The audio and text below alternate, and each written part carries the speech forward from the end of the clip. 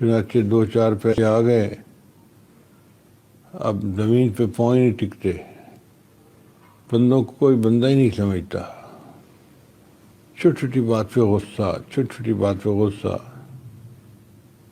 ہمارے ایک نوجوان دوست ہیں، میمن ہیں، حضرت باقی سب بات بڑی ٹھیک ہے، گھر جاتا ہوں پتہ نہیں دماغ بہت گرم ہو جاتا ہے۔ میں نے کہا بھئی یہ شیطان ہے جو آپ کو محروم کرتا ہے نیکی سے، اس لیے آپ کو وہ غصہ دلا دیتا ہے۔ جہاں انسان کو محبت کے ساتھ رہنا چاہیے وہاں غصہ آتا ہے۔ سیدہ عائشہ کلانہ فرماتی ہیں کہ نبی علیہ السلام جب گھر میں تشریف لاتے تھے ہمیشہ مسکراتے چہرے کے ساتھ آتے تھے اور اہل خانہ کو سلام کرتے تھے۔ یہ نبی علیہ السلام کی بڑی عظیم سنت ہے، اس سے محبتیں بڑھتی ہیں۔ چنانچہ ہمارے قریبی تعلق والے لوگ تھے، تو نوجوان بچے کی شادی ہوئی، 6 مہینے میاں بیوی کی شادی کو گزر گئے۔ ایک دن انہوں نے مجھے فون کیا کہ حضرت 6 مہینے ہم دونوں نے محسوس کیا ہے کہ ہماری ایک دوسرے کے ساتھ نہیں بنتی، اور اب ہم چاہتے ہیں کہ اپنے ماں باپ کو بھی ہم اطلاع دے دیں تاکہ وہ ہمارے درمیان علیحدگی کروا دیں، مگر ماں باپ کو بتانے سے پہلے ہم نے آپ کو فون کر دیا تاکہ آپ کے علم میں ہو۔ تو مجھے حیرت ہوئی کہ دونوں نیک تھے، نمازی تھے، دیندار تھے، دونوں اچھے بچے تھے، لڑکی بھی نیک تھی اور لڑکا بھی نیک تھا، تعلیم یافتہ بھی تھے اور ایک اچھے گھرانوں کے بچے تھے، تو ان کے گھر میں کیوں جو رہی ہے بھائی؟ تو میں نے پھر ان دونوں سے بات چیت کی تاکہ مجھے پتہ چلے کہ ریزن کیا ہے۔ بات چیت سے اندازہ ہوا کہ ان دنوں ملک کی حالات اچھے نہیں تھے، اکنامک کنڈیشن جو تھیں۔ یہ ایک وقت تھا کہ جب ٹیکس کا کوئی مسئلہ چلا تھا اور ٹیکس کے فارم بھرنے تھے اور تاجروں نے پورے ملک میں ہڑتالیں کی ہوئی تھیں، کام بالکل بند ہوئے ہوئے تھے۔ اب جب مارکیٹ میں کام بند ہوا ہے تو لڑکا روز دفتر جاتا اور پریشان ہو کے واپس آتا کہ کاروبار نہیں تھا۔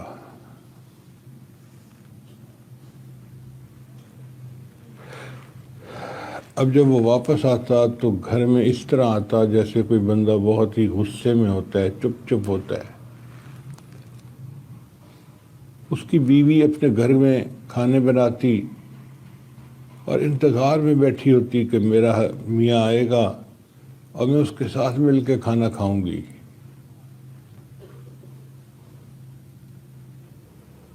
پھر وہ اچھے کپڑے پہن کے تیار ہوتی اور خامد کے لیے انتظار کرتی۔ اب جب خامد باسی چہرے کے ساتھ گھر میں داخل ہوتا، مرجھائے ہوئے چہرے کے ساتھ، تو بیوی اس کو دیکھ کے یہ محسوس کرتی کہ شاید اسے میں ہی پسند نہیں ہوں۔ چنانچہ بیوی کو بھی غصہ آتا، میں لکھی پڑھی ہوں، میں خوبصورت ہوں، میں اس کے قریبی رشتہ دار ہوں، اور میرے اندر کیا کمی ہے، یہ کیوں مجھے دیکھ کے خوش نہیں ہوتا، یہ کیوں میرے ساتھ محبت پیار کی باتیں نہیں کرتا۔ تو وہ بھی آگے سے غصے سے بات کرتی۔ اب خامد تو غصے کے موڈ میں پہلے ہی ہوتا تھا، جب بیوی بھی اس سے غصے کے ساتھ بات کرتی تو دونوں الجھ پڑتے اور بحث شروع ہو جاتی۔ روز گھر میں بحث ہوتی، روز گھر میں بحث ہوتی۔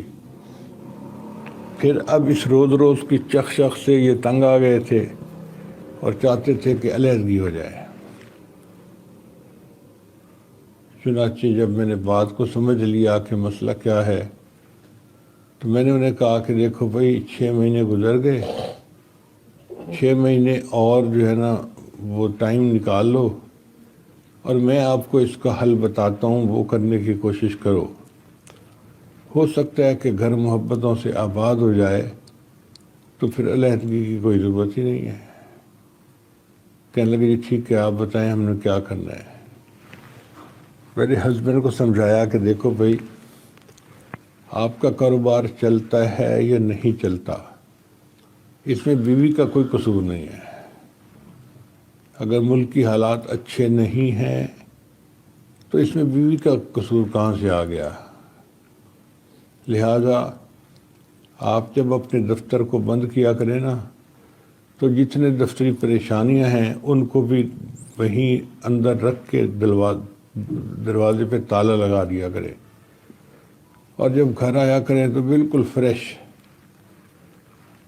اور آپ تو سنت پر عمل کرنے والے بندے ہیں، تو نبی علیہ السلام کی مبارک سنت ہے کہ ہسبینڈ گھر میں داخل ہو تو مسکراتے چہرے کے ساتھ اور گھر والوں کو سلام کرے۔ آپ کا کام ہے کہ آپ جب گھر آئیں تو مسکراتے چہرے کے ساتھ آئیں اور آپ نے بیوی کو سلام کرنا ہے۔ اس نے کہا جی ٹھیک ہے میں اس پر عمل کروں گا۔ اب میں نے بیوی کو سمجھایا کہ دیکھیں ہمارے بزرگوں کی کتابوں میں یہ لکھا ہے کہ جب وہ گھر تشریف لاتے تھے تو ان کی بیویاں ہر کام چھوڑ کے اپنے خاوند کا استقبال دروازے پہ جا کے کیا کرتی تھیں۔ تو آپ کا ہسبینڈ جب آئے تو آپ کسی کام میں مصروف ہیں، کچن میں، کمرے میں، جہاں بھی، ہر کام چھوڑ چھاڑ کے آپ دروازے تک جایا کریں اور وہاں پر اپنے خاوند کا استقبال کیا کریں مسکراتے چہرے کے ساتھ۔ کہنے لگے جی ٹھیک ہے میں اس پر عمل کروں گی۔ اللہ کی شان دیکھیں، بات تو یہ چھوٹی سی تھی، لیکن جب 2-4 مہینے گزرے تو پھر ہسبینڈ نے مجھے فون کیا کہ حضرت آپ نے جو نسخہ بتایا تھا اس کی وجہ سے ہماری زندگی تو اتنی محبت پیار کی گزر رہی ہے کہ ہم تو جیسے 4 مہینے ہنی مون کے گزار چکے ہیں۔ اس لیے کہ جب میں گھر میں داخل ہوتا تھا مسکراتے چہرے کے ساتھ تو بیوی میرا استقبال کرتی تھی اور وہ بھی مسکراتی تھی۔ اب جب دونوں طرف سے مسکراہٹیں ہوتی تھیں تو دونوں محبت پیار کے موڈ میں آ جاتے تھے۔ اب جھگڑے کا نام و نشان ختم، اور آپس میں الفتیں، محبتیں اور ایک دوسرے کا احترام اور عزت، ایسی محبت ان کی مضبوط ہوئی کہ وہ کہنے لگے کہ ہمارے جیسا خوش قسمت جوڑا تو دنیا میں کوئی ہوگا ہی نہیں۔ میں نے کہا واقعی آپ دونوں ٹھیک کہہ رہے ہیں، اللہ تعالیٰ آپ کو اور زیادہ اپنے مقبول بندوں میں شامل فرمائے اور اچھے اخلاق کی زندگی عطا فرمائے۔ حدیث مبارکہ میں آتا ہے قیامت کے دن بندے کے نام اعمال کو تولا جائے گا، تو اس کے جو پہلا عمل ہوگا جو نام اعمال کے پلڑے میں رکھا جائے گا وہ اچھے اخلاق ہوں گے۔ اگر اس کے اخلاق اچھے ہوئے اور عمل بھاری ہوا تو اس کی بخشش آسان ہوگی۔ اس کی مثال ایسے ہی سمجھ لیں کہ بچیاں جب امتحان دیتی ہیں تو ان کا دل چاہتا ہے کہ ہم پہلا کویسچن وہ کریں جو ہمیں بہت اچھا آتا ہو، تاکہ ممتحن اس پیپر کے اس کویسچن کو دیکھے، اس کا دل خوش ہو جائے، اور پھر باقی پیپر کے نمبر بھی وہ کھلے دل کے ساتھ لگا دے۔ بالکل یہی طریقہ قیامت کے دن ہوگا۔ جس بندے کے اخلاق اچھے ہوں گے اور اس کے اخلاق کو پلڑے میں رکھا جائے گا اور پلڑا خوب بھاری اور وزنی ہو جائے گا، تو اللہ تعالیٰ اس کے اخلاق سے خوش ہوں گے اور باقی اعمال میں اللہ اس کے ساتھ خیر کا معاملہ فرمائیں گے۔ جو میاں بیوی جو خاوند اپنی بیوی بچوں کو نان نفقہ دیتا ہے، مہینے کا خرچہ، گھر کے اخراجات، بچوں کے، بیوی کے علاج معالجے پہ خرچ کرنا، اس کو نان نفقہ کہا جاتا ہے۔ تو یہ نان نفقہ بھی پہلے اعمال میں سے ہوگا جو اٹھا کر پلڑے میں رکھے جائیں گے۔ اب جن لوگوں کو اللہ نے مال پیسہ دیا ہے وہ بھی بچوں کے اوپر کھلے دل کے ساتھ خرچ کریں۔ شیطان بدبخت ہمارا دشمن ہے، وہ اس معاملے میں ہمیں کنجوسی سکھاتا ہے۔ چنانچہ وسائل ہوتے ہیں مگر بیوی بچوں پر خرچ کرنا مصیبت نظر آتا ہے۔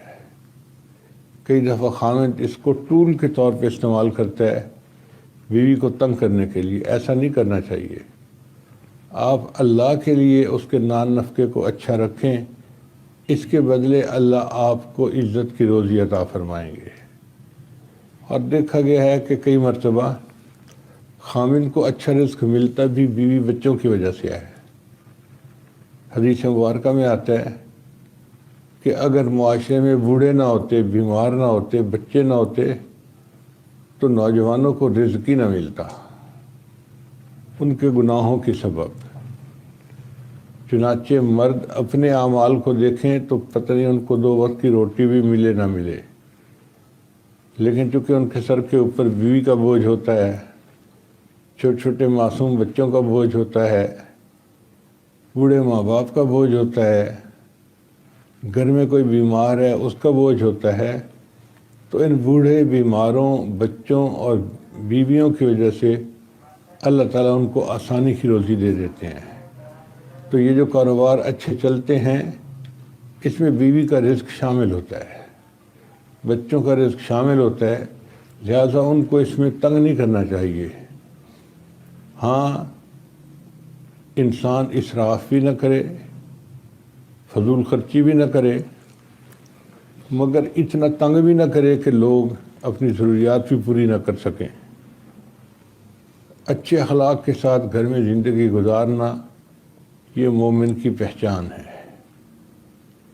سچی بات ہے کہ جو خوشبو ہوتی ہے نا، اس کے قریب اگر کوئی بھی جا بیٹھے تو اس کو خوشبو آتی ہے۔ اسی طرح جس کے اندر اچھے اخلاق ہوں گے، جو جتنا اس کے قریب رہے گا وہ اتنا اس کا چاہنے والا بن جائے گا۔ یہ انسان تو جی بہت اچھا ہے، اس کے اخلاق تو بہت اعلیٰ ہیں۔ اچھے اخلاق والے انسان سے اللہ بھی راضی ہوتا ہے، اللہ کے بندے بھی راضی ہوتے ہیں۔ چنانچہ نبی علیہ السلام نے اپنے اخلاق کے ذریعے سے مدینے کے لوگوں کے دل مو لیے تھے۔ سیدہ عائشہ رضی اللہ عنہا فرماتی ہیں، فتحت المدینۃ بالاخلاق۔ نبی علیہ السلام نے اپنے اعلیٰ اخلاق کے ذریعے مدینے کے لوگوں کے دلوں کو مو لیا تھا۔ چنانچہ حدیث مبارکہ میں آتا ہے، ایک دیہاتی نبی علیہ السلام کو ملنے کے لیے آئے۔ اب وہ نوجوان تھا، مجلس کے اندر کچھ دیر بیٹھا رہا، پھر اس کو ضرورت محسوس ہوئی کہ مجھے یورینیٹ کرنا ہے، پیشاب کرنا ہے۔ وہ مسجد نبوی کا جو ہال کمرہ تھا اس میں سے باہر نکلا تو باہر مسجد کا صحن تھا تو مسجد کا حصہ مگر کچا پڑا ہوا تھا۔ تو وہ بندہ سمجھا کہ یہ مسجد شاید ہال کمرے تک ہی ہے، باہر عام جگہ ہے۔ چنانچہ اس نے دیوار کی طرف منہ کیا اور وہیں بیٹھ کے پیشاب کرنا شروع کر دیا، دیہاتیوں کی جیسے عادت ہوتی ہے۔ اب اس کو پیشاب کرتا دیکھ کے جس نے بھی دیکھا اس نے اس کو ٹوکنے کی کوشش کی، یہ کیا کر رہے ہو، یہ تو مسجد ہے، یہ تو فلاں ہے۔ نبی علیہ السلام نے سب کو اشارے سے چپ کروا دیا۔ چنانچہ جب وہ اپنی ضرورت سے فارغ ہو کے اٹھا اور وضو وغیرہ کر کے پھر نبی علیہ السلام کی خدمت میں آ بیٹھا تو دل میں ڈر رہا تھا کہ مجھ سے اتنی بڑی غلطی ہو گئی، میں نے مسجد کی حدود کے اندر بیٹھ کے پیشاب کر دیا، اب اللہ کے حبیب صلی اللہ علیہ وسلم مجھے دوسروں کے سامنے شرمندہ کریں گے اور لعن طعن کریں گے اور مجھے یہ ذلت اٹھانی پڑے گی۔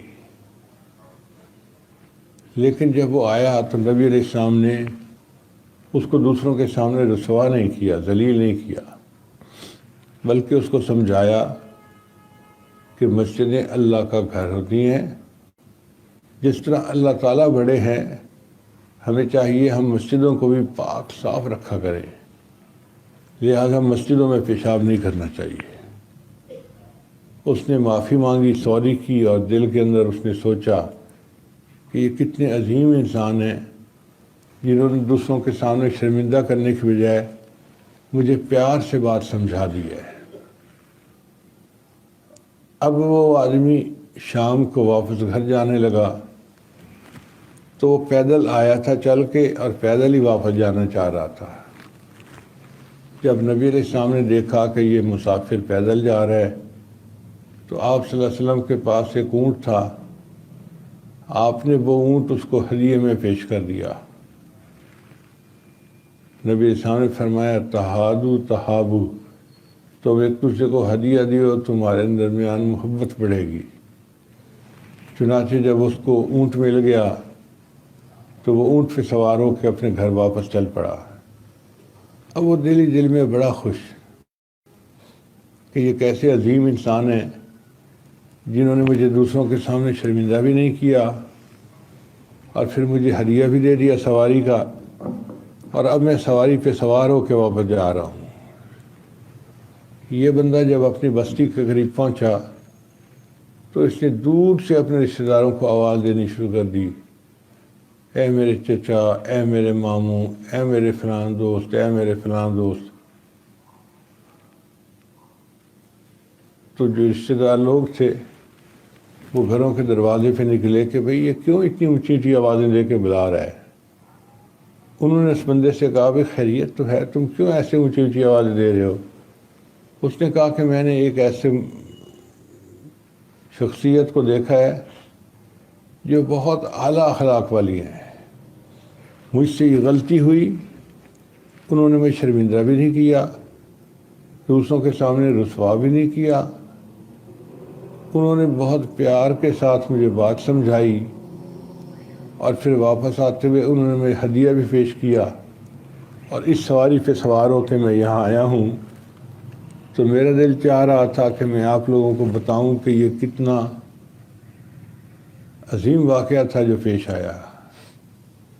اب اس کے جتنے رشتہ دار تھے وہ سارے بہت خوش ہوئے، اور پتہ نہیں کتنے 100 بندے تھے جو اس کے ساتھ مل کر مدینہ طیبہ آئے، اور انہوں نے کلمہ پڑھا اور وہ مسلمان ہو گئے۔ آپ غور کیجئے کہ نبی علیہ السلام کے اخلاق عظیمہ ایسے تھے کہ پورے قبیلے کے سینکڑوں لوگ مسلمان ہو جاتے تھے۔ اس طرح نبی علیہ السلام نے اپنے اچھے اخلاق کے ذریعے دلوں کو مو لیا تھا، اور لوگ جوق در جوق دین اسلام میں داخل ہوتے تھے۔ ایک اور واقعہ بھی ہے کہ ایک عیسائیوں کا قافلہ جا رہا تھا، تقریباً 300 بندے تھے۔ وہ مدینہ طیبہ کے قریب آ کر رک کے پڑاؤ ڈالا، انہوں نے خیمے لگا لیے اور اس میں رہ رہے تھے۔ اللہ کے حبیب صلی اللہ علیہ وسلم کسی کام کے لیے جبل احد کی طرف گئے تو آپ صلی اللہ علیہ وسلم نے دیکھا کہ ایک قافلہ وہاں پہ پڑاؤ کیا ہوا ہے۔ ایک بندہ تھا جس کے پاس ایک اونٹ بہت اچھا تھا، وہ دیکھ کر نبی علیہ السلام کو پسند آ گیا۔ تو نبی علیہ السلام نے اس بندے سے پوچھا کیا آپ یہ اونٹ بیچنا چاہتے ہیں؟ اس نے کہا جی میں بیچنا چاہتا ہوں۔ کتنے میں بیچے ہوگے؟ اس نے قیمت بتا دی۔ مثال دے رہا ہوں سمجھانے کے لیے کہ 3000 ریال۔ تو نبی علیہ السلام نے فرمایا بہت اچھا، میرا آپ کا سودا ہو گیا۔ اب میں چونکہ خریدنے کی نیت سے تو آیا نہیں تھا، کسی اور کام کے لیے نکلا تھا، تو قدرتاً یہ سودا ہو گیا، لہذا میں آپ کو گھر جا کر پیسے بھجوا دیتا ہوں، آپ اگر مناسب سمجھیں تو یہ اونٹ مجھے دے دیں، میں لے جاتا ہوں۔ اس نے اعتماد کیا اور اس نے اونٹ دے دیا۔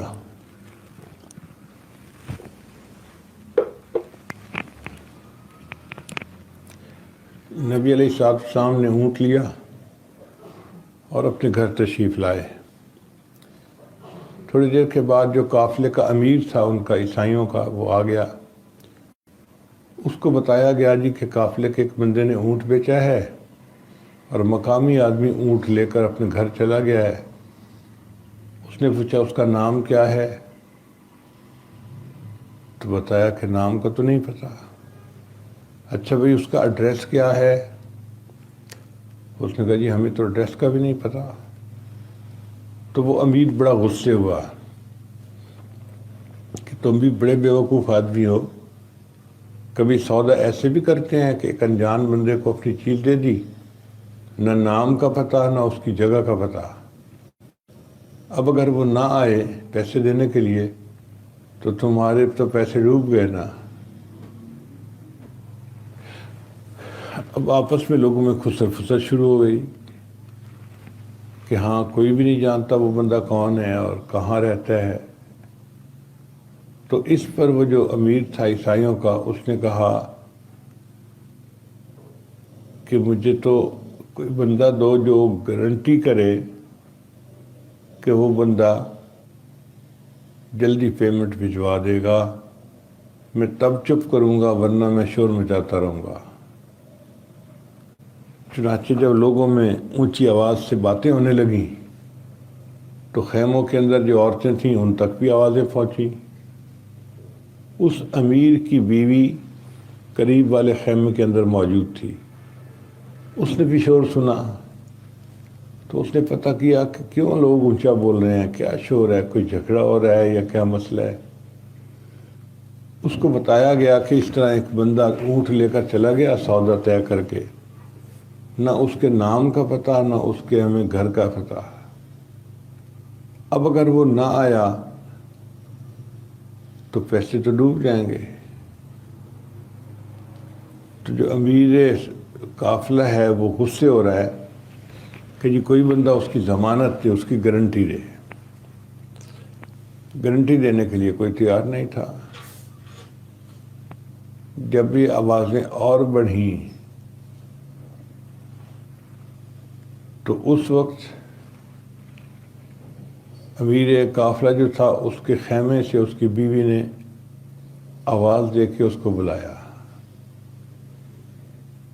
تو یہ اپنے خیمے کے قریب آیا اور اپنی بیوی سے پوچھا کہ کیا مسئلہ ہے، تم کیوں مجھے بلا رہی ہو؟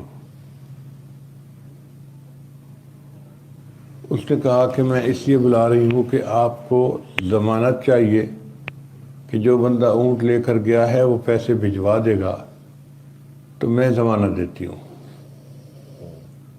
امیر نے کہا تم کیسے ضمانت دیتی ہو، تم اسے جانتی ہو؟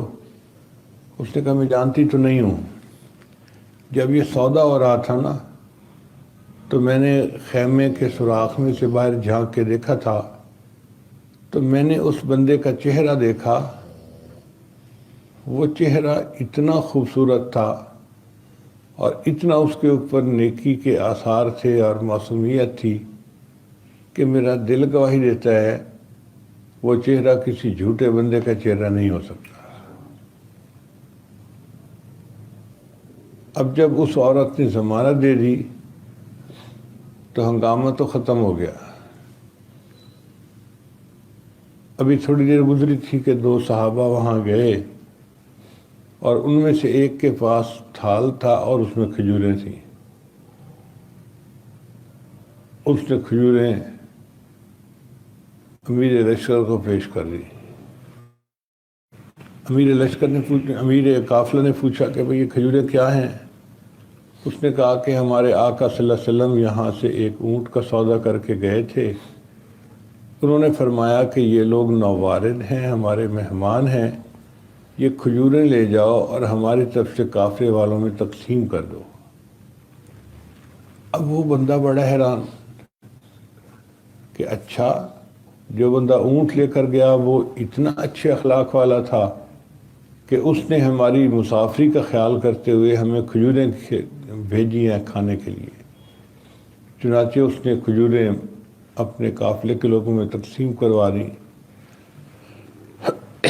پھر جو دوسرے صحابی تھے انہوں نے جیب سے 3000 ریال نکالے اور کہا کہ میرے آقا صلی اللہ علیہ وسلم نے مجھے بھیجا ہے، انہوں نے جو اونٹ پسند کیا تھا اس کی قیمت اتنی طے ہوئی تھی، لہٰذا جو اونٹ کا مالک ہے وہ قیمت لے لے، میں دینے کے لیے آیا ہوں۔ اس واقعے کی وجہ سے ان لوگوں کے دلوں میں جو ایک نئے دین کے بارے میں نفرت تھی وہ نکل گئی، اور وہ سب کہنے لگے کہ یار ہمیں اس بندے کو جا کے ایک دفعہ پھر ملنا چاہیے۔ چنانچہ امیر قافلہ نے فیصلہ دیا، اس قافلے کے 300 بندے مدینہ طیبہ شہر کے اندر داخل ہوئے، نبی علیہ السلام سے آ کر ملے، سب نے کلمہ پڑھا اور سب مسلمان ہو گئے۔ ایک عیسائی عورت کی گواہی پر 300 بندے جو ہیں وہ ایمان حاصل کر لیتے ہیں۔ یہ نبی علیہ السلام کے اخلاق حمیدہ تھے۔ آپ صلی اللہ علیہ وسلم ایسے معاملہ فرماتے تھے کہ بندے کا دل مول لیا کرتے تھے۔ اللہ ہمیں بھی ایسی اچھی اخلاق عطا فرما دے۔ آج کل تو صورتحال یہ بنی ہوئی ہے کہ جو جتنا قریبی ہوتا ہے اتنا اس بندے سے تنگ ہوتا ہے۔ پتہ نہیں ہم بے سینگ کے بکرے ہیں یا کیا ہیں، ہر وقت دوسروں کو تکلیف پہنچاتے رہتے ہیں، اذیت پہنچاتے رہتے ہیں۔ اللہ اپنا فضل فرمائے اور ہمیں صبر و تحمل کی توفیق دے، اور اللہ تعالی ہمیں اچھے اخلاق کے ساتھ زندگی گزارنے کی توفیق عطا فرمائے۔ ایک چیز ہوتی ہے چھوٹی چھوٹی بات پہ غصہ کرنا، یہ بہت بری عادت ہوتی ہے۔ انسان جہاں مل کے رہتے ہیں تو چھوٹے موٹے کام ہو جاتے ہیں، باتیں ہو جاتی ہیں، تو مردوں کو چاہیے گھر کے جو سربراہ ہیں کہ وہ فوری چھوٹی بات پہ غصہ نہ کریں، نہ بیوی پر، نہ بچوں پر، نہ دوسروں پر، بلکہ تھوڑی دیر صبر کریں۔ تھوڑی دیر صبر کرنے سے بات زیادہ کھل جاتی ہے اور بندے کے لیے حقیقت کو سمجھنا آسان ہو جاتا ہے۔ نبی علیہ السلام کو اللہ تعالیٰ نے یہ بردباری عطا فرمائی تھی، اس کو کہتے ہیں ٹالرنس، فوربیئرنس۔ چنانچہ یہودیوں کے ایک بڑے عالم گزرے ہیں، ان کا نام تھا زید بن سانہ۔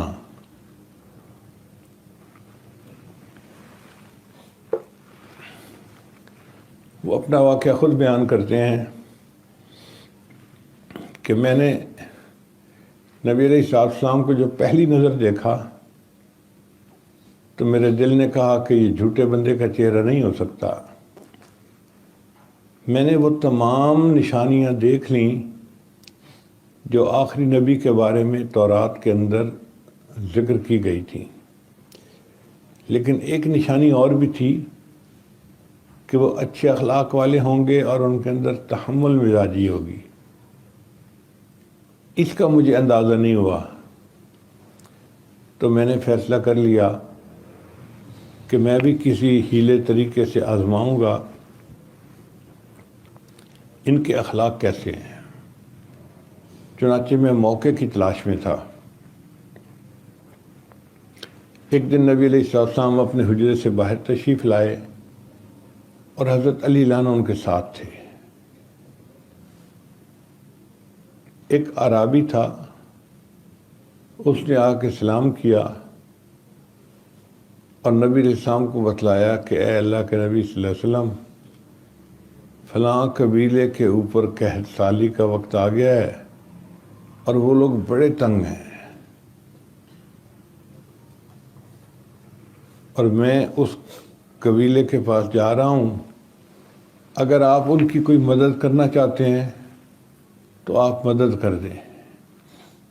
نبی صاحب نے فرمایا ابھی میرے پاس تو پیسے نہیں ہیں کہ میں ان کو امداد کے لیے دے دوں۔ زید لانو کہتے ہیں کہ میں قریب ہو گیا اور میں نے کہا کہ اے مسلمانوں کے پیغمبر، میں آپ کے ساتھ ایک سودا کرنا چاہتا ہوں۔ اگر آپ مجھے اتنی کھجوریں اتنے ریٹ پر دینے کا وعدہ کریں تو میں اس کی ایڈوانس پیمنٹ ابھی کر دیتا ہوں، آپ اپنی ضرورت پوری کر لیں، پھر بعد میں مجھے کھجوریں دے دیجیے گا۔ تو نبی صلی اللہ علیہ وسلم نے فرمایا ٹھیک ہے، بہت اچھا۔ چنانچہ بات طے ہو گئی اور میں نے کچھ پیسے نقد دے دیے ایڈوانس کے طور پر۔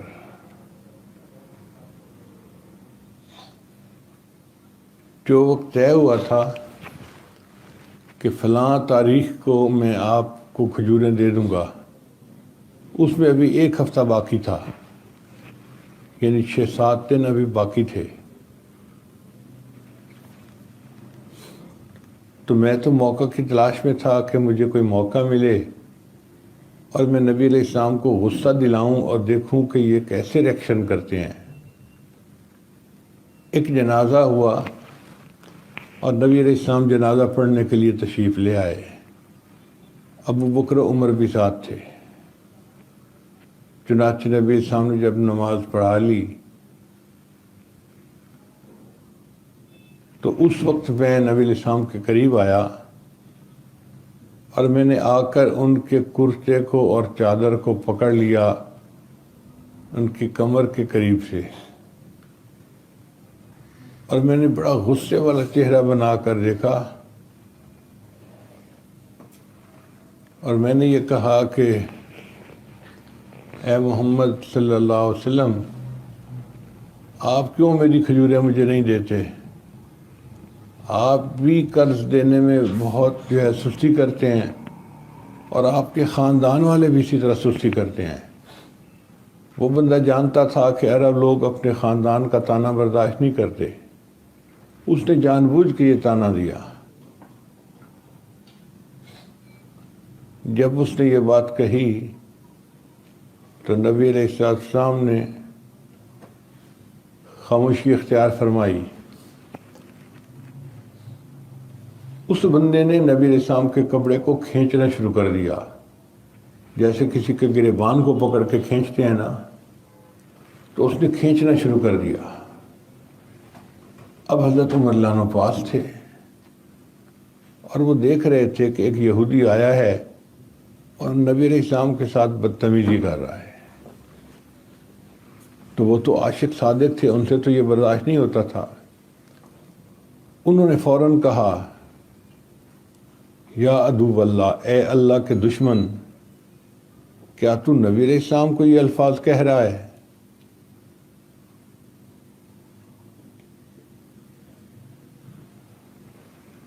اگر مجھے تمہارے اس سودے میں خیانت کا ڈر نہ ہوتا تو میں تو تمہارا سر ہی قلم کر دیتا، اتار دیتا۔ انہوں نے اس کو دھمکی دی، چنانچہ زید بن ثانہ ڈر گئے۔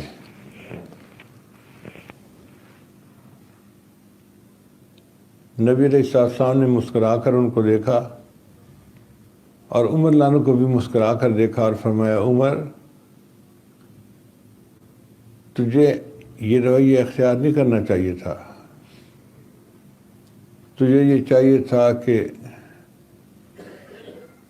تو مجھے سمجھاتا کہ جس بندے کے پیسے ادا کرنے ہوں وہ وقت سے پہلے ادا کر دینے چاہیے، اور اسے بھی سمجھاتا کہ بھئی پیسے مانگنے ہوں تو ذرا اچھے طریقے سے مانگنے چاہیے، بدتمیزی نہیں کرنی چاہیے۔ تو مجھے بھی سمجھاتا اور اس کو بھی سمجھاتا، یہ زیادہ اچھا ہوتا۔ عمر، چونکہ تو نے اس کے ساتھ بدتمیزی کی، اس کو دھمکی دی، لہذا اس کو اپنے ساتھ لے جاؤ اور جا کے اس کو 20 صاع کھجوریں دے دو، اور اس کے علاوہ اس کو اتنے صاع کھجوریں اور زیادہ بھی دے دو۔ زیادہ کیوں نے؟ اس لیے کہ تم نے اس کو دھمکی دیا ہے اور اس کو مینٹل شاک ہوا ہے۔ زید رضی اللہ عنہ کہتے ہیں کہ عمر رضی اللہ عنہ مجھے اپنے ساتھ لے گئے اور انہوں نے جا کر مجھے کچھ کھجوریں بھی دے دیں اور جو نبی صاحب نے فرمایا تھا وہ اوپر بھی کھجوریں دے دیں۔ میں اس واقعے سے اتنا متاثر ہوا کہ واپس نبی اسلام کے پاس آیا اور کلمہ پڑھ کر مسلمان ہو گیا۔ آپ دیکھیے کہ نبی السلام کے اخلاق عظیمہ ایسے تھے کہ یہودیوں کا ایک عالم بھی کلمہ پڑھ کے مسلمان ہو جاتا ہے۔ یہ ہمارے لیے روشن مثالیں ہیں محبوب صلی اللہ علیہ وسلم کی مبارک زندگی میں، تو ہمیں چاہیے کہ ہم اس سے سبق حاصل کریں اور اچھے اخلاق کی زندگی گزاریں۔ عام طور پر گھروں میں جہاں بیویاں ایک سے زیادہ ہوں وہاں آپس میں رنجشیں ہوتی رہتی ہیں، لیکن نبی علیہ السلام بڑے تحمل مزاجی سے بیویوں کے معاملات کو سلجھا دیا کرتے تھے۔ حدیث پاک میں آتا ہے کہ نبی علیہ السلام اپنی ایک زوجہ کے گھر تھے، ایک رات دوسری زوجہ نے اپنے گھر میں اچھا کھانا بنایا تو ان کا دل چاہا کہ میں بھی نبی علیہ السلام کو یہ کھانا بھجواؤں۔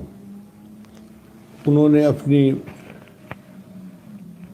خادم کو، غلام کو پیالہ دیا، مٹی کا پیالہ تھا، اور اس کے اندر وہ کھانا ڈال دیا کہ یہ جا کے نبی علیہ السلام کو پیش کرو۔ اب عائشہ صدیقہ رضی اللہ تعالیٰ عنہ کی باری تھی، اور ان کی چاہت یہ تھی کہ جب باری میری ہے تو نبی علیہ السلام کھانا بھی میرے پاس کھائیں۔ ان کو یہ بات اچھی نہ لگی کہ باری میری ہے اور کھانا کوئی اور بھی بھجوائے اور نبی علیہ السلام وہ کھانا کھائیں۔ چنانچہ نبی علیہ السلام گھر میں تشریف فرما تھے تو وہ غلام کھانا لے کے آیا اور اس نے آ کے کھانا پیش کیا۔ نبی علیہ السلام نے ام المومنین کو حکم فرمایا کہ یہ کھانا لے لو۔ اب عائشہ صدیقہ عنہ کا ذرا دل نہیں تھا کہ وہ دوسری بیوی کا پکا ہوا کھانا نبی علیہ السلام کو کھلائیں۔ وہ چاہتی تھی جو کھانا میں نے بنایا ہے میں اپنا کھانا کیوں نہ کھلاؤں۔ چنانچہ وہ اس سے پیالہ پکڑنے لگیں۔ بے دلی کے ساتھ جو کام کیا جائے نا وہ ایسا ہی ہوتا ہے۔ چنانچہ دینے والے نے پیالے کو چھوڑا اور عائشہ نے ابھی پیالے کو پکڑا نہیں تھا، پیالہ زمین پر گرا اور ٹوٹ گیا۔ اس کے اندر کھانا بھی تھا۔ تو نبی علیہ السلام نے غصہ نہیں کیا۔ ہم ہوتے تو ایک دم بس لاوا ابل پڑتا، تمہاری مت ماری گئی، تمہاری عقل کام نہیں کرتی، تمہارے اندر اخلاق نہیں ہے، تم اتنی بری ہو، تم ایسی ہو، تم ایسی ہو، پتہ نہیں ہم کیا کیا سنا دیتے۔ نبی علیہ السلام خاموش رہے اور آپ صلی اللہ علیہ وسلم اندر گئے اور ایک اور برتن اٹھایا اور اس میں وہ کھانا ڈال دیا۔ پھر ایک پیالہ مٹی کا اٹھایا اور اس بندے کو دیا اور اس کو کہا کہ دیکھو بھئی پیالہ ٹوٹ گیا ہے، تمہیں پیالے کے بدلے پیالہ دے رہا ہوں، لے جاؤ۔ غارت امو کی، تمہاری اماں کو غیرت آ گئی تھی۔ تو واقعی یہ غیرت ہی تھی ایک طرح کی۔ اتنے الفاظ کہہ کر نبی علیہ السلام نے اتنے بڑے مسئلے کو حل کر دیا۔ نہ غصہ ہوا، نہ جھگڑا ہوا، نہ بات بنی۔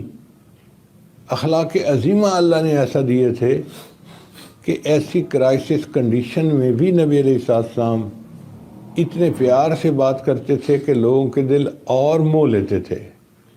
محبت کرنے والوں کی محبت اور زیادہ بڑھ جایا کرتی تھی۔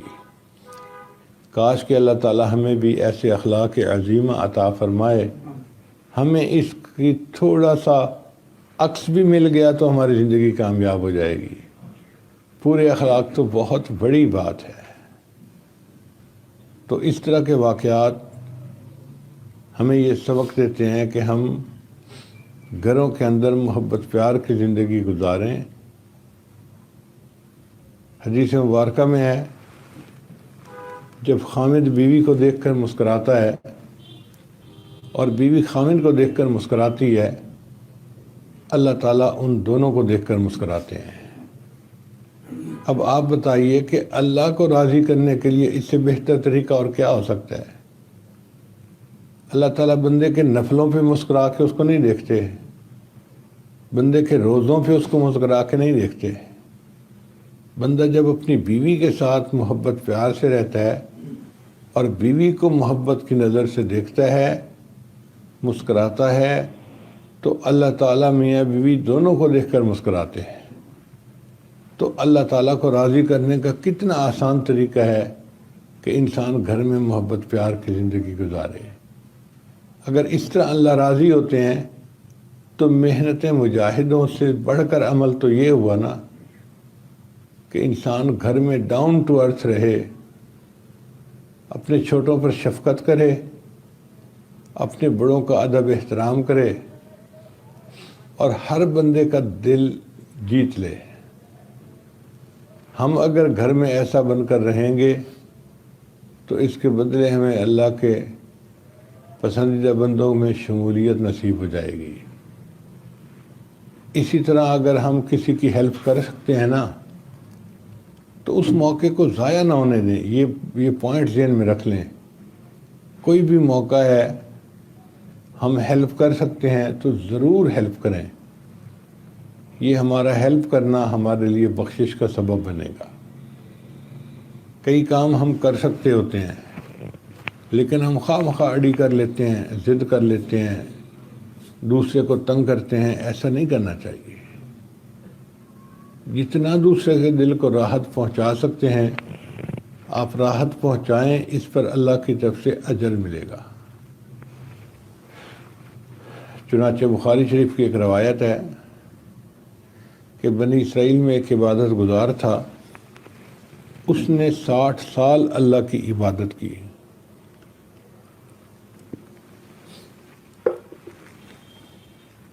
اس نے ایک کمرہ بنایا ہوا تھا، وہ 60 سال اس کمرے میں بند رہا اور اللہ کی عبادت میں مصروف رہا۔ اب جو عورتیں اعتکاف بیٹھتی ہیں ان کو اچھی طرح تجربہ ہے کہ 10 دن ایک جگہ پر اعتکاف میں بیٹھے رہنا بندے کے لیے بوجھ ہوتا ہے۔ تو اس نے 10 دن کا اعتکاف نہیں کیا، اس نے 60 سال اپنے اللہ کی عبادت کی۔ تو ایک دن باہر بارش ہوئی، اس نے کھڑکی سے جھانک کے دیکھا تو اسے باہر کا موسم بہت اچھا لگا۔ اس کے دل میں خیال آیا کہ میں بھی کمرے سے ذرا باہر نکلوں، فریش ایئر ہے، میری طبیعت پہ اس کا اچھا اثر ہوگا اور میری بھی طبیعت فریش ہو جائے گی، میں پھر آ کے اپنے اللہ کی عبادت میں لگ جاؤں گا۔ چنانچہ وہ اپنے کمرے سے باہر نکلا تھوڑی دیر کے لیے۔ باہر بہت ٹھنڈا ٹھنڈا موسم تھا اور بارش ہو چکی تھی اور بڑا مزے کا وقت تھا۔ جب وہ باہر نکلا تو شیطان بدبخت کو بھی موقع مل گیا اس بندے کو ٹریپ کرنے کا۔ اتنے میں ایک عورت جو بکریاں چراتی پھر رہی تھی، وہ بکریوں کو پانی پلانے کے لیے وہاں آئی۔ اب جب آئی تو عورت نے اس کو سلام کیا، انہوں نے اس کو سلام کیا اور درمیان میں شیطان نے اپنا کام دکھایا۔ اس نے عورت کو خوبصورت بنا کے مرد کی نظر میں پیش کیا اور مرد کو خوبصورت بنا کے عورت کی نظر میں پیش کیا۔ اب دونوں ایک دوسرے سے بات چیت کرنے لگے۔ تنہائی ہے، ایک غیر مرد عورت کے ساتھ ہے، تو تھوڑی دیر کی بات چیت کے بعد طبیعتیں ایک دوسرے کی طرف مائل ہوئیں اور وہ مرد عورت آپس میں میل ملاپ میں لگ گئے، حتیٰ کہ اس مرد نے عورت کے ساتھ بدکاری کا ارتکاب کر لیا، زنا کر لیا۔ اب جب زنا کر چکا تو اس کو احساس ہوا کہ میں تو نیکی کرنے والا بندہ ہوں اور میں نے جذبات میں آ کے کتنا بڑا گناہ کر لیا۔ تو مجھے تو چاہیے کہ میں فوراً غسل کروں اور اللہ کے سامنے اپنے گناہ کی توبہ کروں۔ چنانچہ وہ جو قریب تالاب بنے ہوئے تھے پانی کے، وہاں گیا اور اپنے کپڑے اتارے اور تالاب میں آ گیا نہانے کی نیت سے۔ ابھی وہ تالاب میں نہا رہا تھا کہ اس کے پاس ایک سائل آیا اور سائل نے اسے کہا کہ بھئی مجھے بھوک لگی ہے، تو اگر آپ کے پاس کچھ ہے تو مجھے دے دیں۔ اب یہ جو نہانے والا بندہ تھا یہ انکار بھی کر سکتا تھا، بھئی میں مصروف ہوں، اس وقت آپ مجھے تنگ نہ کرو۔ جب فقیر نے اس سے مانگا تو اس نے اسے کہا کہ ہاں، میں نے جو اپنا جبہ اتارا ہے نا، اس کی جیب میں خشک روٹی کے 2 ٹکڑے ہیں، تم وہ ٹکڑے اس میں سے لے کے کھا لو، تمہاری بھوک ختم ہو جائے گی۔ چنانچہ فقیر نے اس میں سے خشک ٹکڑا نکالا، کھا لیا اور چلا گیا۔ اسی دوران نہاتے نہاتے اس نیک بندے کو دل کا دورہ پڑ گیا، اور اللہ کی شان کریں دیکھیں کہ اسی تالاب میں نہانے کے دوران اس کی موت آ گئی۔ اب جب موت آ گئی تو فرشتے آ گئے اس کو لے جانے کے لیے۔ فرشتوں نے کہا کہ بھئی اس بندے کے اعمال کو دیکھو، اگر تو نیکیاں زیادہ ہیں تو جنت والے فرشتے لے جائیں گے، اور اگر گناہ زیادہ ہیں تو جہنم کے فرشتے لے جائیں گے۔ جب نیکیوں کا حساب کیا گیا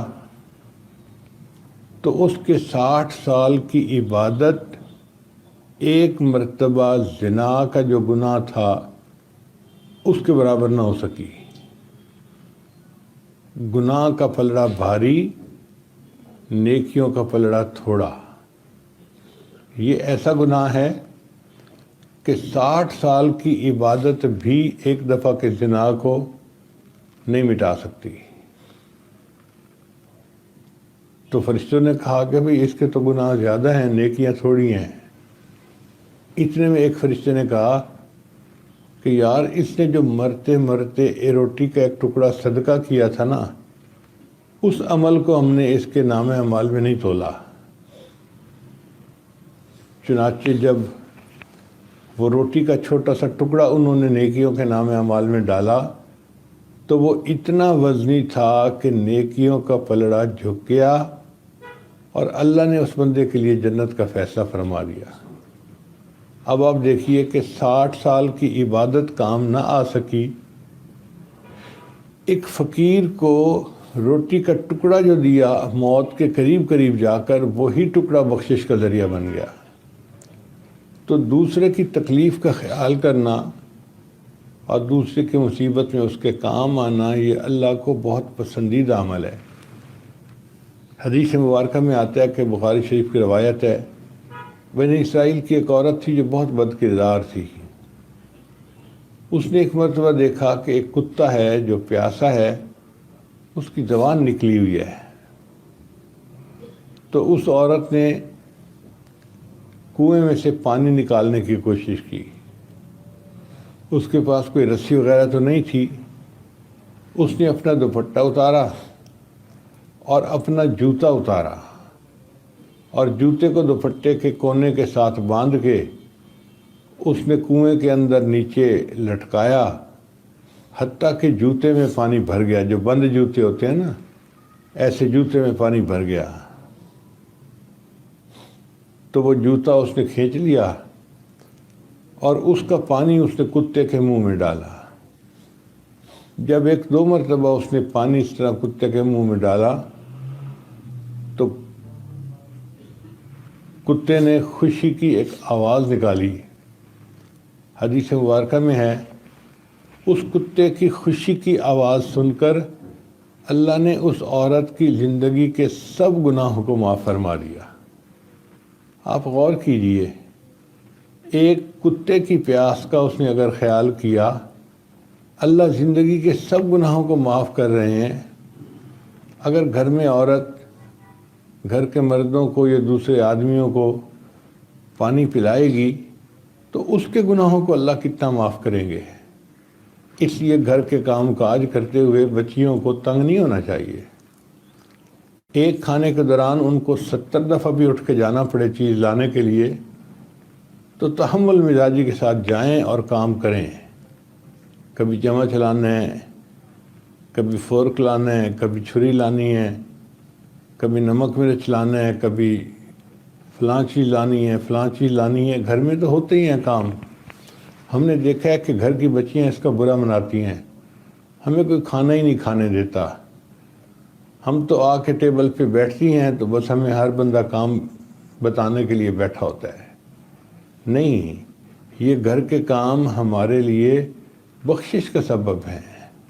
ہمیں ان کاموں کو کھلے دل کے ساتھ محبت کے ساتھ کرنا چاہیے تاکہ اللہ ہمارے گناہوں کو معاف فرما دے.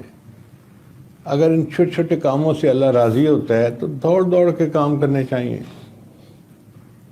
بھاگ بھاگ کے کام کرنے چاہیے. اور دوسرے کے اوپر ایسا رویہ اختیار کرنا کہ اس کو تکلیف دی جائے اور پھر بندہ سوچے اب اس کو آیا مزہ، اب دیکھا میں نے اس کو کتنی تکلیف دی ہے، یہ چیز اللہ کو ناپسند ہے. چنانچہ بخاری شریف کی ایک دوسری روایت بھی سن لیجئے.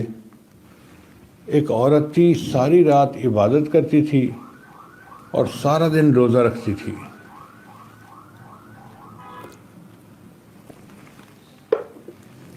بہت ہی نیک پاک عورت تھی اور اللہ کو راضی کرنے والی زندگی گزار رہی تھی. اس زمانے میں ریفریجریٹر تو ہوتے نہیں تھے، تو ایک دو مرتبہ ایسا ہوا کہ اس کا دودھ بچ گیا اور اس نے گھر میں کہیں اونچا رکھ دیا کہ میں صبح استعمال کروں گی. رات کو بلی آئی اور وہ دودھ پی گئی. اب اس عورت کو بڑا غصہ کہ یہ بلی اگر کبھی مجھے مل جائے نا تو اس بلی کو تو میں ایسی سزا دوں گی کہ مزہ چکھا دوں گی. چنانچہ اس نے بلی کو پکڑا اور بلی کو پنجرے کے اندر بند کر دیا اور فیصلہ کیا کہ نہ میں اس کو کچھ کھانا پینا دوں گی نہ کچھ اور، اس نے میرا دودھ کیوں پیا ہے. چنانچہ بلی 2-3 دن بھوکی پیاسی رہی. اب اللہ کی شان دیکھیے کہ 2-3 دن بھوکا پیاسا رہنے کے بعد وہ بلی مر گئی. حدیث مبارکہ میں ہے جیسے ہی بلی مری اللہ نے اس عورت کے لیے جہنم کا فیصلہ فرما دیا. سارا دن روزہ رکھتی تھی، ساری رات عبادت کرتی تھی، اس نے ایک بلی کے ساتھ یہ معاملہ کیا، اللہ نے اس کو جہنم بھیج دیا. ہم انسانوں کے دل دکھائیں گے تو ہم کہاں جائیں گے؟ اللہ ہمیں سمجھ عطا فرمائے اور ہم پھول کی طرح گھر میں بن کے رہیں. ہمارے گھر آ جانے سے گھر کے سارے افراد کو راحت ہو جائے، بچے بھی خوش ہو جائیں، عورتیں بھی خوش ہو جائیں، مرد بھی خوش ہو جائیں، گھر کے ہر بندے کے چہرے پہ مسکراہٹ ہو، یہ گھر کا کتنا اچھا بندہ آ گیا. ہم ایسے بن کے رہیں تو اللہ تعالی ہمیں اچھے اخلاق کی زندگی عطا فرمائے اور یہ ہر ایک کے ساتھ اچھے اخلاق ہوں، اپنوں کے ساتھ بھی پرایوں کے ساتھ بھی. نبی علیہ السلام نے ارشاد فرمایا سل من قطعک، جو تجھ سے توڑے تو اس سے جوڑ، جو تجھ سے توڑے تو اس سے جوڑ. واعف عن من ظلمک، جو تجھ پر ظلم کرے زیادتی کرے تو اس کو معاف کر دے. وَأَحْسِن مَنْ أَسَاءَ إِلَيْكَ، اور جو تیرے ساتھ برا سلوک کرے تو اس کے ساتھ اچھا سلوک کر لے. تو ہمیں تو اس اخلاق کے درجے کو اپنانا ہے کہ جو ہمارے ساتھ برا کرے ہم اس کے ساتھ بھی اچھا کرنے والے بن جائیں، ہم جو ہم سے توڑے ہم اس کے ساتھ جوڑنے والے بن جائیں، اور ہم اپنے اللہ کو راضی کرنے کے لیے ایسے اچھے انسان بن کر رہیں، گھر کا ایک اچھا فرد بن کر رہیں، معاشرے سوسائٹی کا ایک اچھا فرد بن کر رہیں. ہم اللہ کے بندوں کے ساتھ اچھی زندگی گزاریں گے اس کے بدلے اللہ ہمارے اعمال کو قبول فرمائیں گے۔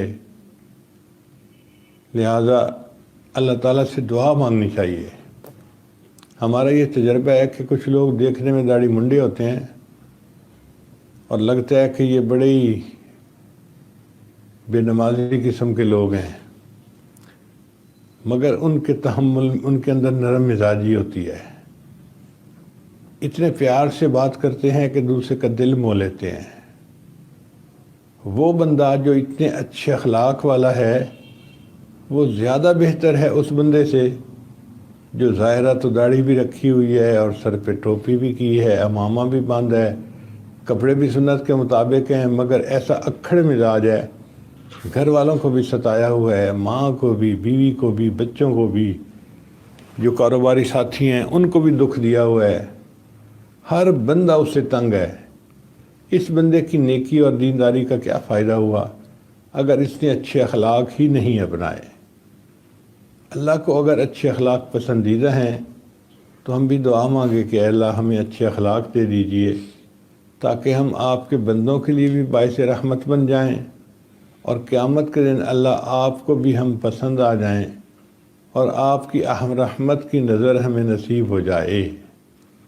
یہ کام مشکل نہیں ہے، تھوڑی سی ہمت کر کے انسان اپنی عادات کو بدل سکتا ہے اور ایک اچھا انسان بن کر رہ سکتا ہے۔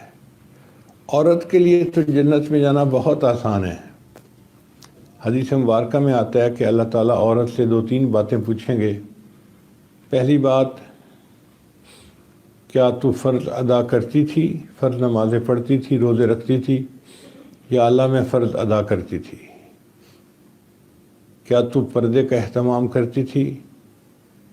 یا اللہ میں پردے کا اہتمام کرتی تھی، میں باپردہ زندگی گزارتی تھی۔ پھر تیسرا سوال پوچھیں گے، کیا تو نے اپنے خامند کو خوش کیا؟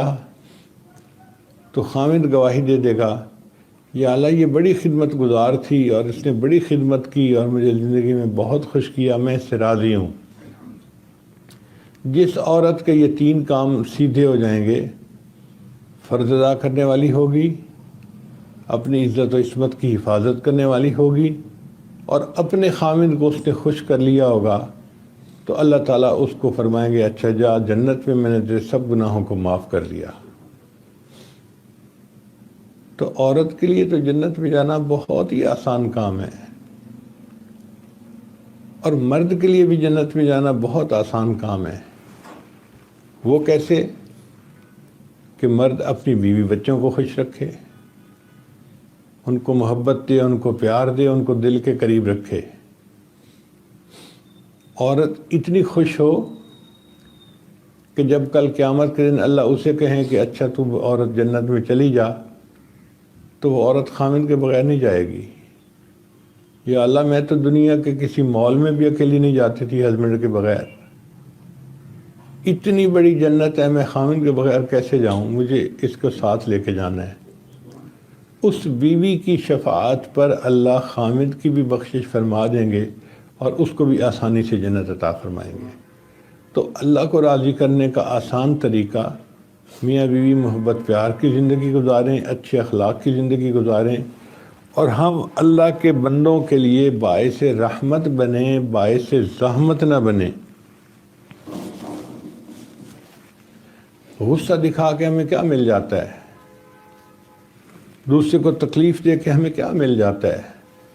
سوائے اس کے کہ شیطان خوش ہوتا ہے اور کچھ نہیں ہوتا۔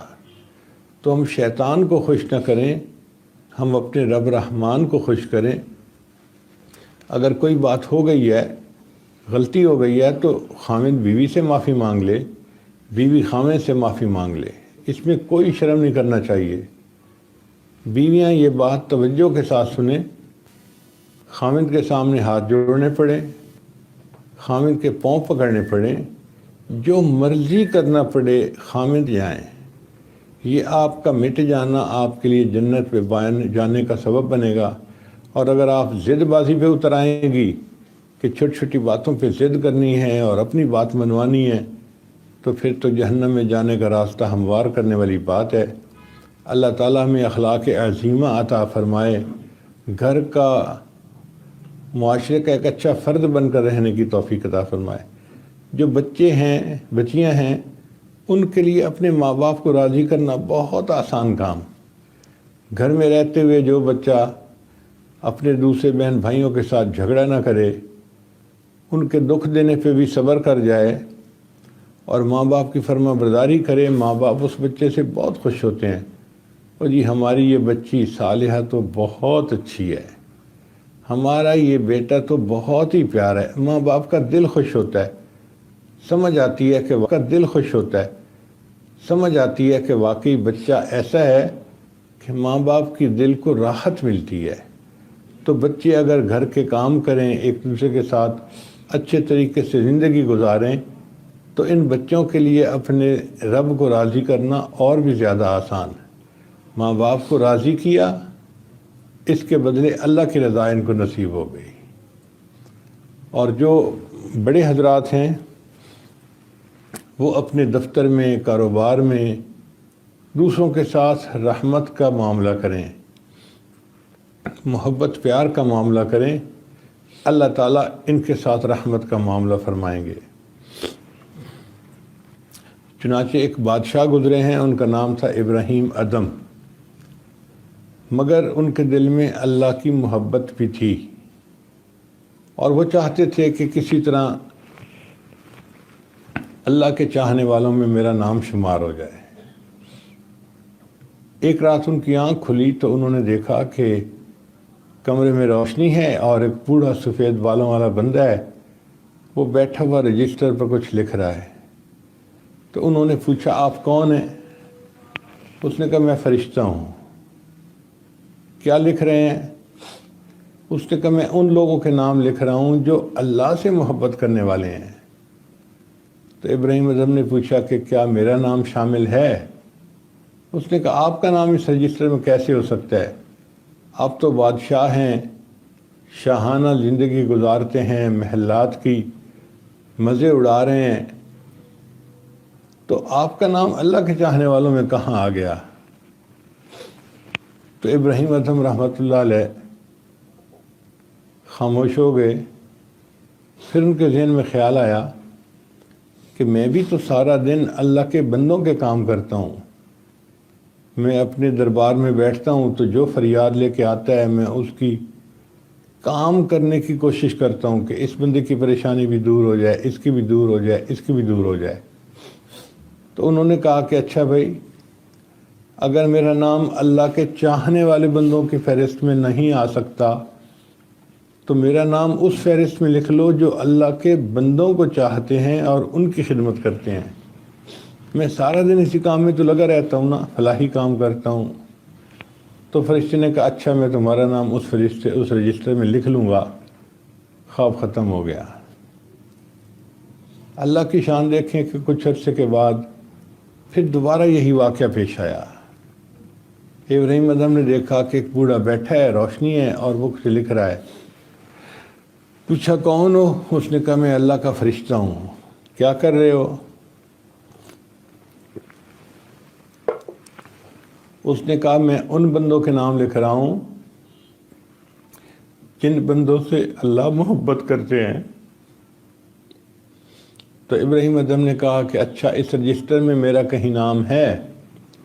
اس فرشتے نے رجسٹر دکھا دیا، اس لسٹ میں سب سے اوپر ابراہیم اعظم کا نام لکھا ہوا تھا۔ اللہ نے کہا کہ جو میرے بندوں سے محبت کرتا ہے میں ان سے محبت کرتا ہوں، تو اس کا نام اللہ کے محبوب بندوں کی فہرست میں سب سے اوپر لکھا گیا۔ تو جو دفتر میں اور انڈسٹری میں اور کام کرنے والے لوگ ہیں وہ دوسرے کی تکلیف کا خیال رکھیں، اس کو راحت پہنچائیں اور اس کا دل کو خوش کریں۔ ہم اللہ کے بندوں کے دل خوش کریں گے، اس کے بدلے ہمیں اللہ کی رضا نصیب ہو جائے گی۔ بہرحال ہر مرد، ہر عورت، چھوٹا ہے بڑا ہے، ایسی کوشش کرے کہ وہ معاشرے کا ایک بہترین انسان بن کر رہے، تاکہ اس کے بدلے ہمیں قیامت کے دن اللہ کی رضا نصیب ہو جائے۔ اگر ہم نے یہ اچھے اخلاق اپنا لیے تو ہماری تعلیم کا ہمیں فائدہ مل گیا، اور اگر پڑھ لکھ کر بھی ہم نے اپنی عادتوں کو نہیں بدلنا، لوگوں کی شکایتیں لگانی ہیں، غیبتیں کرنی ہیں، آپس میں پھوٹ ڈلوانی ہیں، لڑائیاں ڈلوانی ہیں، لوگوں کے دل دکھانے ہیں، تو پھر اس پڑھائی کا کیا فائدہ؟ کیونکہ اس کے باوجود پھر ہمارا راستہ جہنم کی طرف جائے گا۔ اللہ تعالیٰ ہمیں سمجھ عطا فرمائے، اور ہمارے آقا صلی اللہ علیہ وسلم کے اخلاق حمیدہ کی ہمیں ایک جھلک عطا فرمائے، تاکہ ہم صحیح معنوں میں انسان بن کر زندگی گزارنے والے بن جائیں۔ وآخر دعوانا ان الحمد للہ رب العالمین۔